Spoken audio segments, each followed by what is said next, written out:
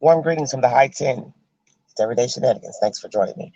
This will be a very quick live. This is pertaining to Mr. Petito, the autopsy of their daughter, Gabby Petito, and the correction made by the Laundries pertaining to the last day they saw their son, Brian Laundrie. WFLA reports that the correction date is on a Monday, which would be September 13th, is the day they last saw their son.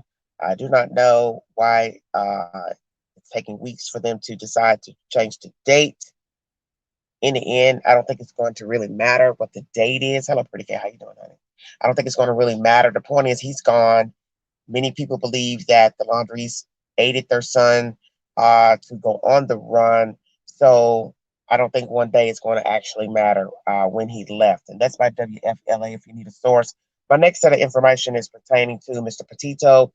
He has some words for the Laundries, and there's going to be information also in this video pertaining to why the manner of death has not been released to the public. I'm going to play you that audio. You can verify through YouTube. Fox News is the source. Thank you all so much for joining me. Thank you, thank you, thank you. Queen is out and about. So I decided to do a quick live while I was out. Thank you all so much for joining me. I'm gonna go ahead and play this audio. Fox News if you need verification. 19 minutes after the hour right now. New developments upending the timeline of the Gabby Petito case. And now forensic pathologist Dr. Michael Bodden is calling certain actions by the FBI very unusual. He's here live. We're now learning that Brian Laundrie flew home to Florida to get supplies and close out a rented storage unit days after this fight with Petito. His family's lawyer says Laundrie then rejoined Petito just before she vanished. Laundrie remains a person of interest after Petito's body was found in a Wyoming park. Her family demanding Laundrie turn himself in, as Petito's father has a strong message for him and his family. Listen. He's a coward. He's too coward to kill himself, too coward to come forward. Yep. He's just on the run. Anyone that lived in that house is a coward, and they don't know how to stand up for their actions. Petito's cause of death has not yet been released. Jillian.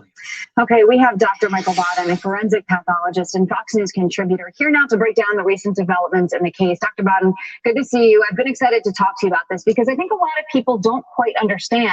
If they know the cause of death, why, in your estimation, has it not been released? Well, it's unusual not to release the cause of death, especially if they're releasing the manner of death. In order to get to the manner of death, you got to know what the cause of death is. And part of it is that this is a federal investigation.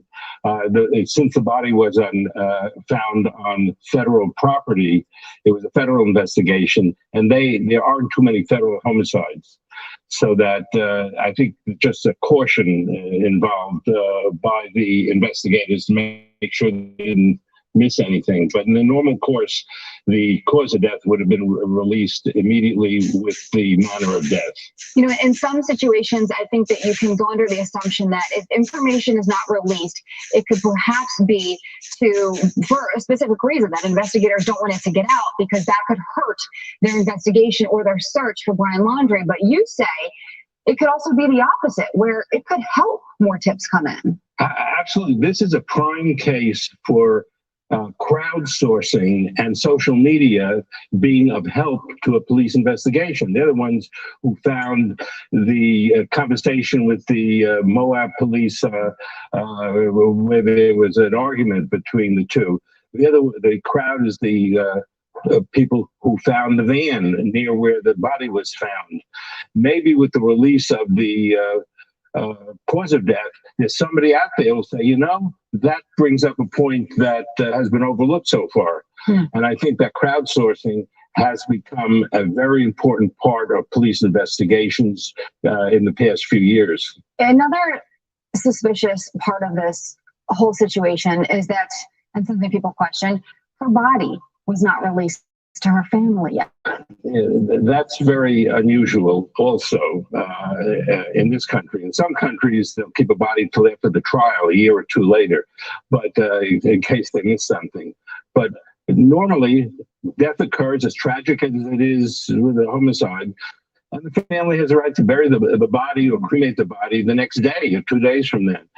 Here, there's been a long delay, I guess, because of the concern about not missing anything. But more important, I think, will be the same people who gave police information about the trips they took and how they were seen along the way may find something in how the death occurred. Most probably in these situations, strangulation is the most common way of a death occurring under these circumstances. That will provide a clue that the police might be able to work with. Before we let you go, is there any chance that perhaps I know that it's rare, but perhaps they didn't know the cause of death and they needed to wait for toxicology to come back, because that does take a little bit longer, right? Then yes, the toxicology takes longer. But then if you're waiting for the toxicology to find out what the cause of death is, you can't say it's a homicide. Right.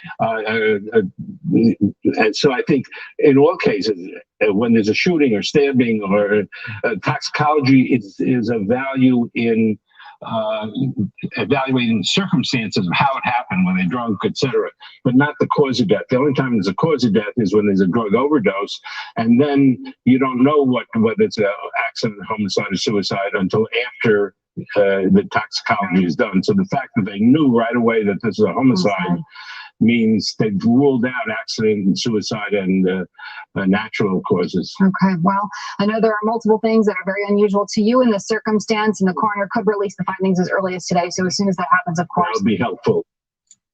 Okay, sorry about that. All right. Thank you very much. That was Fox News. Very interesting information that was just relayed in this video. Fox News is a source if you need verification for the said information, and it is in the YouTube queue. Okay, so we have Mr. Petito talking to Dr. Phil, he and his wife, giving a formal interview. The air dates for that said interview is the 5th of this month and the 6th. So if you want to tune in to Dr. Phil to get the said information pertaining to what Mr. Petito and his wife had to say pertaining to their child and this investigation, tune in to Dr. Phil. It's a two-day two-part interview. He basically lets them know that whoever lived in that house, he didn't say this person, that person. He said whomever lives in that house is a coward. And I agree. Because now we have to look at this as even a bigger picture than the girl being found out there in the middle of nowhere alone, dead. It's now being confirmed in this video that Brian went back to close out a storage unit, not take stuff and put in. Which that was the assumption, the rumor. That's why I always tell people I need a receipt before I just claim this, and this. This audio tells me he went there to close out a storage unit. So pay attention. Not take things and put in a storage unit, but to close out means I went and took stuff out, disposed of it, and closed my account with the storage facility. So that leads me to believe that this was an orchestrated murder. Whatever happened on the 12th or thereafter between Petito and Laundrie decided he did not want to deal with Gabby Petito any longer. And it is a cruel reality. No matter how you look at the story, no matter how you assume what went down out there, who said what to whom, who's more this, more that, in the end, it did not have to end with her death, murder. Because information that he closed out the storage unit puts a new spin on the storyline. Because in the end, we never know what goes on between two people.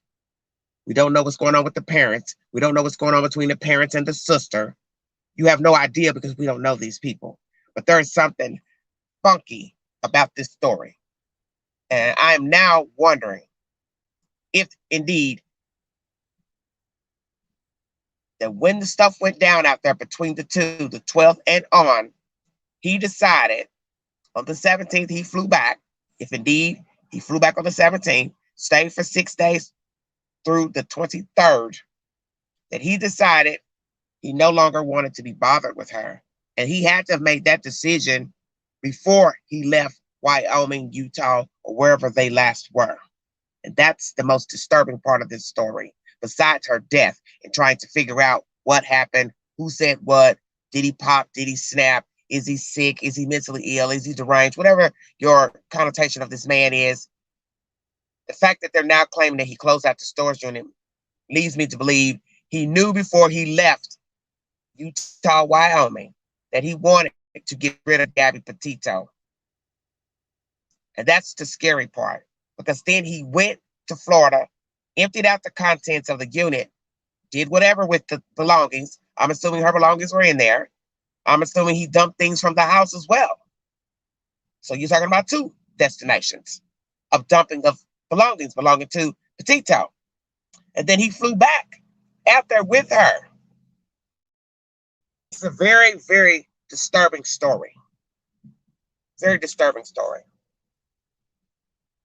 Thank you all so much for joining me.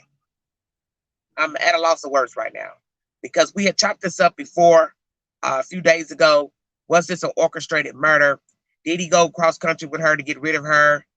Or did he decide on the trip with the altercation on the 12th in Utah that he had had enough of Gabby Petito? But like I said, if that was true, if this is true, that Brian Laundrie decided he no longer wanted to be in a relationship with her, he should have flown back to Florida and called it quits. Hello, how you doing? He could have easily just told her out there, this is not working. I'm not happy with you or this relationship, and I want out of this relationship. So I'm going to fly back home, and you can come get your things when you make it back to Florida. Or they could have easily made an understanding on the trip. Let's get back and go our separate way. Although that would be a very interesting trip. Hours of driving with somebody that now no longer wants to be with you. And God forbid if she was begging and pleading and crying and asking him why. It probably wouldn't have turned out very well either, due to the fact that he decided at some point on this trip or before to kill Gabby Petito. She knew what, Julie? What did Gabby know? We don't know what she knew. I tell you all, I don't put any spin on nothing until I get a receipt to something. So I now can say, I think he planned to kill her after the 12th, because they're now saying he closed out the storage unit, not put stuff in. If you need a recap of this video to understand why I'm giving you the commentary that I'm giving you, you need to go back and replay the audio of the Fox video that gives us information from Mr. Petito, his conversation to Dr. Phil, the information about the autopsy, why it's not being released, and the information about the storage unit being closed out, not stuff being put in. Anyway, as far as the autopsy, well, killing somebody for $1,000 isn't really worth the. What's the point? Because that's the whole point of the story. She had people who were concerned about her. Now, had she not had any friends or family, he might be able to have gotten away with keeping the van, stealing the money off the credit card. But she had people to inquire about her. So that's the reason why this ruse was never going to end well. It was not going to favor him. But had Gabby been in the world with no friends, no family, nobody to call, nobody to inquire, he could have easily gotten away with flying back and forth, stealing money off the card, getting rid of her things, because there wouldn't have been anybody. But as far as the autopsy, I do not know why they're holding out. I don't know if it's perhaps they don't know the manner of death. But as this gentleman spoke, it is odd to say she died of a homicide, but not release the manner of death. It's very strange to me as well. And I really don't see what the manner of death has to do with the fact that he's on the run, if that is the reason why they won't release how she died, because either way, people are entitled to their opinion and they're going to think that he is behind her death. The fact that the van was left on the side of the road, she was found, I'm assuming, outside. Because when you see the tent that's set up, you would assume she was outside, left like trash. So I don't see the fact that he's on the run has anything to do with releasing the manner of death, unless perhaps they don't know how she died.